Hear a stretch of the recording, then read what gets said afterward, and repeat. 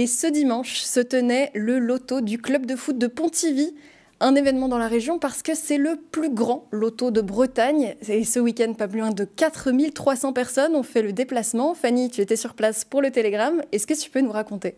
Bon alors tu l'as dit Margot, en effet on n'est pas sur un petit loto de campagne et pour preuve ils affichaient complet depuis déjà un moment et comme tu l'as dit ils étaient très nombreux et ce sont au total 73 départements qui étaient représentés. Nous sommes des Rémois, voilà, biscuits roses de Reims, Champagne, Champagne-Ardenne. Alors moi je m'appelle Philippe André et je viens du Pas-de-Calais. De Dunkerque. Bon et puis le loto c'est avant tout de l'orga comme on a pu le voir avec ces dames qui avaient visiblement tout prévu. Dans nos sacs on a nos pions, l'alimentation pour manger, de l'eau, beaucoup d'eau surtout. Pour survivre. Parce que voilà, on est très angoissés.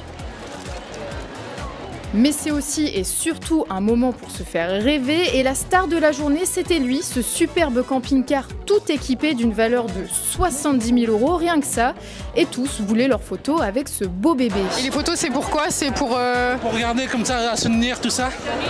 C'est surtout pour espérer le gagner, pour mettre toutes les chances de notre côté, mettre des ondes positives. C'est pas tout ça, mais fini de rigoler, il est 11h tapantes et là d'un coup, plus un seul bruit dans la salle, on entendait presque les mouches voler, les choses sérieuses pouvaient enfin commencer.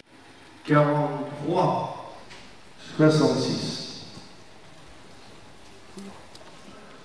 Le 6, 47, 47. Et le loto, attention, c'est très sérieux, égard à celui qui serait tenté de crier victoire un peu trop vite. On a eu le cas en début de journée et je peux vous dire que c'est pas très bien passé auprès de l'assistance. Est-ce que vous pouvez m'expliquer pourquoi tout le monde fait boue là d'un coup ? Parce que c'est une erreur, elle a fait une erreur la dame. Là on joue pour un carton plein. Et elle a cru que c'était 2 lignes. Ah et ça c'est pas bon signe ça ? Attends, je me dépêche. Bon, passé l'incident diplomatique, la journée s'est dans l'ensemble bien déroulée. Tout le monde était heureux d'être là, papy, mamie, les petits-enfants et même le chien.